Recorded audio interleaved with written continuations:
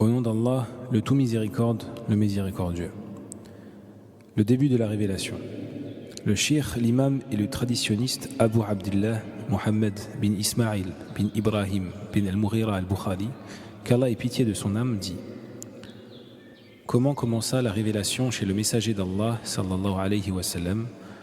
Du verset: C'est nous qui t'avons fait révélation, comme nous avons révélé à Nuh, au prophète d'après lui. Dans Surat An-Nisa, verset 163. Mohammed bin Ibrahim al-Taymi rapporte avoir entendu Alqama bin Waqqas al-Laythi dire: J'ai entendu Omar ibn al-Khattab radiyallahu anhu dire du haut du minbar: J'ai entendu le messager d'Allah sallallahu alayhi wa sallam dire: La valeur de l'action réside dans l'intention. À chacun selon son intention. Celui qui s'expatrie pour un certain bien de ce bas monde ou pour épouser une femme, son expatriation lui sera comptée comme telle. Aïcha, la mère des croyants, radiyallahu anha, rapporta qu'Al-Harith ibn Hisham avait interrogé le prophète sallallahu alayhi wa sallam en disant: Ô messager d'Allah, comment te vient la révélation? Des fois, avait répondu le messager d'Allah sallallahu alayhi wa sallam, elle vient comme le tintement d'une clochette, elle m'est la plus pénible. À son interruption, je saisis tout ce que l'ange a dit. D'autres fois, l'ange de la révélation se manifeste devant moi sous la forme d'un homme, il me parle et je saisis ce qu'il dit. Et Aïcha de continuer: Je l'ai vu quelquefois recevoir la révélation pendant un jour où il faisait très froid. En cessant, elle le laissait front ruisselant de sueur. Aïcha, la mère des croyants, dit: La vision pieuse durant le sommeil fut le premier signe de la révélation chez le messager d'Allah sallallahu alayhi wa sallam. Chaque vision trouvait sa réalisation effective comme la clarté de l'aurore. Après cela, il aimait la retraite. Il l'observait dans la grotte de Hira, où il se livrait au tahannuth, c'est-à-dire à des actes d'adoration, durant plusieurs nuits avant de retourner chez lui pour se munir à cet effet de provision. Après quoi, il revenait vers Khadija pour prendre d'autres provisions pour la même raison, et ce, jusqu'à ce que vint à lui la vérité, alors qu'il se trouvait dans la grotte de Hira. L'ange de la révélation se présenta alors devant lui en disant: Lis. Je ne sais pas lire, répondit le prophète sallallahu alayhi wa sallam. Sur ce, dit-il, il me pressa en m'étouffant jusqu'aux limites de mes forces, puis me lâcha en disant: Lis.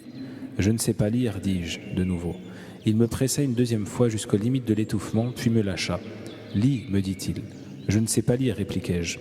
Pour la troisième fois, il me saisit jusqu'à l'étouffement, me lâcha et dit: Lis au nom de ton Seigneur qui a créé l'homme d'une jonction sanguine. Lis car ton Seigneur est très généreux. Surat Al-Alaq, du verset 1 à 3. Le messager d'Allah sallallahu alayhi wa sallam retourna avec ces versets, le cœur palpitant, vers Khadija bin Khuwaylid radiyallahu anha et dit: Enveloppez-moi, enveloppez-moi. En effet, on l'enveloppa jusqu'à ce que sa crainte fût dissipée. Après quoi, il mit Khadija au courant de l'incident avant de lui dire: J'ai eu peur pour ma propre personne. Non, lui dit-elle, tu n'as pas à avoir peur, je jure par Allah qu'il ne te confondra jamais. Tu respectes les liens de parenté, tu aides le faible, tu donnes aux démunis, tu accordes l'hospitalité à l'hôte et tu aides les gens à surmonter les malheurs. Ensuite, Khadija emmena le prophète sallallahu alayhi wa sallam chez son cousin paternel, Waraqa bin Nawfal bin Hasad bin Abd al-Uzza. C'était un personnage qui avait préféré embrasser le christianisme pendant la période jahiliya. Il savait écrire la langue hébraïque. D'ailleurs, il copiait de l'évangile en hébreu tout ce que Allah voulait qu'il transcrivît. Durant cette période, Waraqa était déjà un vieillard et était devenu aveugle. « Ô mon cousin, lui dit Khadija, écoute ce que va te dire le fils de ton frère. »« Ô fils de mon frère, s'adressa Waraqa au prophète sallallahu alayhi wa sallam, qu'as-tu vu ?» Et le messager d'Allah sallallahu alayhi wa sallam de le mettre au courant. Ce personnage, reprit Waraqa, est le confident qui fut envoyé auparavant à Moussa. Plaise au ciel que je sois jeune, plaise au ciel que je sois encore vivant lorsque ton peuple te chassera. Vont-ils me chasser? Demanda le messager d'Allah sallallahu alayhi wa sallam. Oui, tout homme ayant apporté ce que tu viens d'apporter s'était vu souffrir d'une certaine hostilité. Je te soutiendrai de toutes mes forces si je vis jusqu'à ce jour. Après cet événement, Waraqa ne tarda pas à mourir. Quant à la révélation, elle tarda à venir durant un certain temps. Ibn Shihab dit: Abu Salama bin Abd-Rahman m'a informé qu'en parlant du retard de la révélation, Jabir bin Abdillah al-Ansari avait rapporté ceci. Tandis que je marchais, j'entendis une voix qui venait du ciel. Je lançai alors le regard vers le ciel où je vis l'ange qui était venu me trouver à Hira. Il était assis sur un trône se trouvant entre le ciel et la terre. Saisi de peur, je rebroussai chemin. À mon arrivée, je dis « Drapez-moi, drapez-moi ». C'est après cela que Allah, le Très-Haut, révéla « Ô toi qui te drapes, lève-toi et avertis. Ton Seigneur, magnifie-le, tes vêtements purifie-les et l'impureté fuis-la. » Et la révélation de reprendre avec ardeur et continuité. D'après Saïd ibn Jubair, ibn Abbas radiallahu anhuma, à propos de n'agite pas ta langue pour le hâter, dans Surat al-Qiyamah verset 16, dit « Le messager d'Allah sallallahu alayhi wa sallam cherchait à apaiser la souffrance que lui causait la révélation. Pour ce faire, il lui arrivait de remuer les lèvres. Et Ibn Abbas de dire au présent « Regardez, je vais les remuer comme le faisait le messager d'Allah sallallahu alayhi wa sallam. » Et Saïd de dire à son tour « Je vais les remuer comme j'ai vu Ibn Abbas le faire. » Et il remua ses lèvres. Allah, exalté soit-il, révéla alors « N'agite pas ta langue pour le hâter, à nous de l'assembler et d'en fixer la lecture. » Autrement dit, expliqua Ibn Abbas, c'est à Allah qu'incombe de rassembler le Coran dans ta poitrine pour te faciliter la récitation. Et quand nous l'aurons lu, suis-en bien la lecture, c'est-à-dire écoute et sois attentif à sa récitation, et c'est encore à nous d'en assurer les effets d'expression, c'est-à-dire ensuite c'est à nous de te le faire réciter. Après ces versets, le messager d'Allah sallallahu alayhi wa sallam, lorsque Jibril venait le trouver, écoutait la récitation de celui-ci. Et une fois l'archange parti, le prophète sallallahu alayhi wa sallam récitait le Coran exactement de la même manière que lui.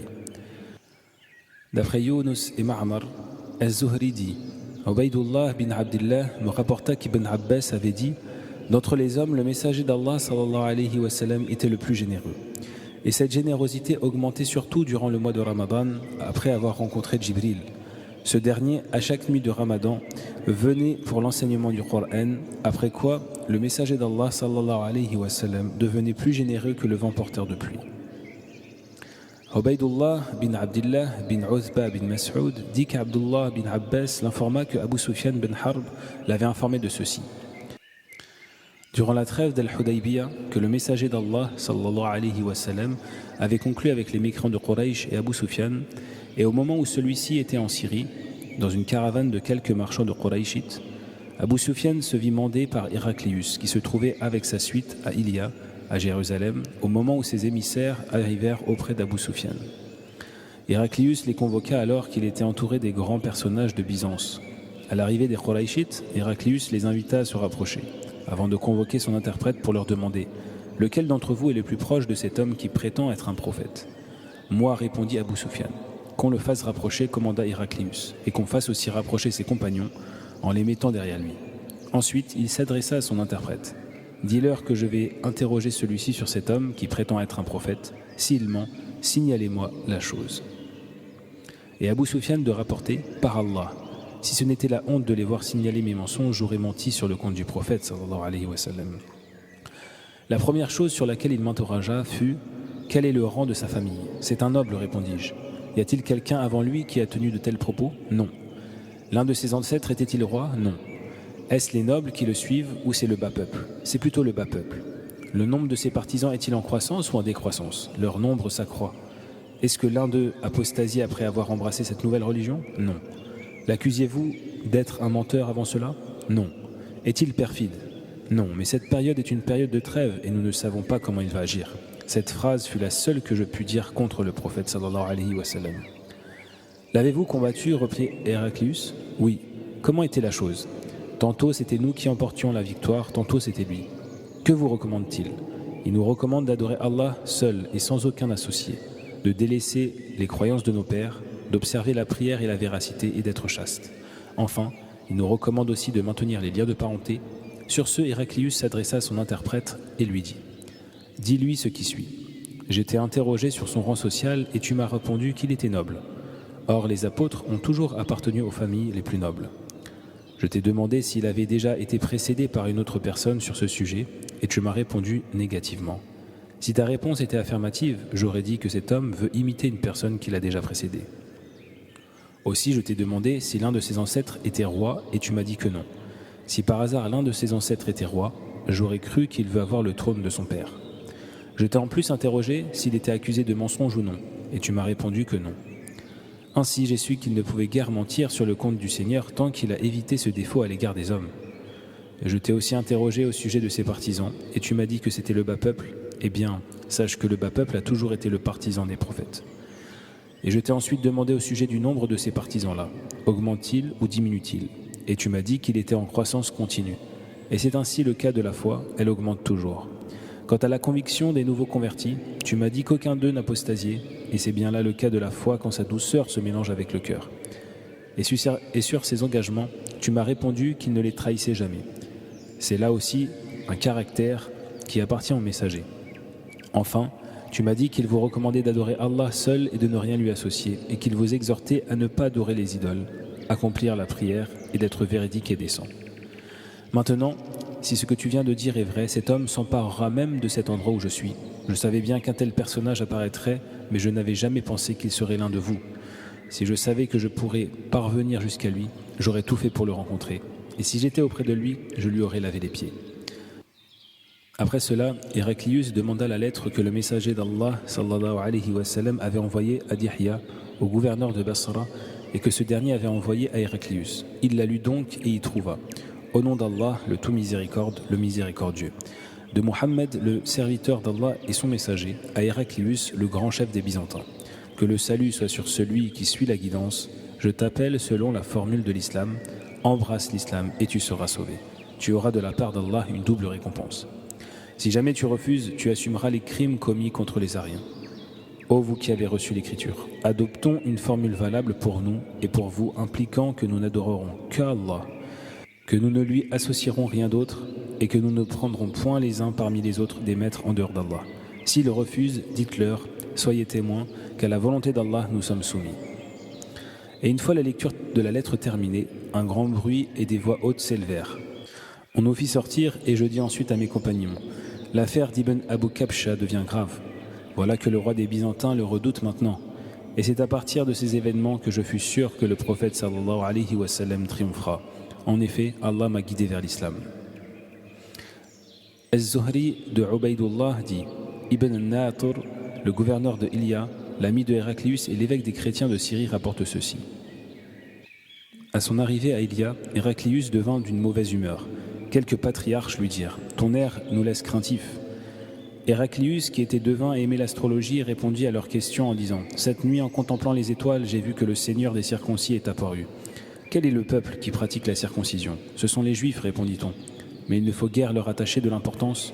Envoie plutôt dans les cités de ton royaume afin qu'on y tue tous les Juifs. » Entre-temps, l'émissaire du roi de Rassan arriva et informa Héraclius au sujet du messager d'Allah sallallahu alayhi wa sallam. Héraclius donna ensuite l'ordre de voir si cet émissaire était circoncis ou non. La réponse fut affirmative, et on interrogea alors ce messager si les Arabes pratiquaient la circoncision ou non, et la réponse fut de nouveau affirmative. Et Héraclius de s'écrier « Voilà que le Seigneur de ce peuple est apparu. » Il adressa une lettre à un de ses amis qui était aussi savant que lui et qui habitait à Rumia, puis se dirigea vers Hims. La réponse à sa lettre arriva avant son arrivée à Hims. Son contenu concordait avec son avis. Mohammed est vraiment un prophète. Héraclius donna l'ordre de faire venir à son palais de Hims des personnalités de Byzance et de fermer toutes les portes derrière eux. Cela fait, il leur dit « Ô Byzantins, voulez-vous suivre la bonne voie et conserver votre règne? Prêtez allégeance à cet homme. » En entendant cela, les présents s'effarouchèrent comme des ânes sauvages et se dirigèrent vers les portes. Mais ils les trouvèrent fermées. Voyant leur réaction hostile à l'égard de l'islam, Héraclius donna l'ordre de les ramener, puis leur dit « Je n'ai fait cela que pour voir votre attachement à votre religion. Je l'ai vu. » Sur ce, ils se prosternèrent devant sa personne et se montrèrent satisfaits de lui.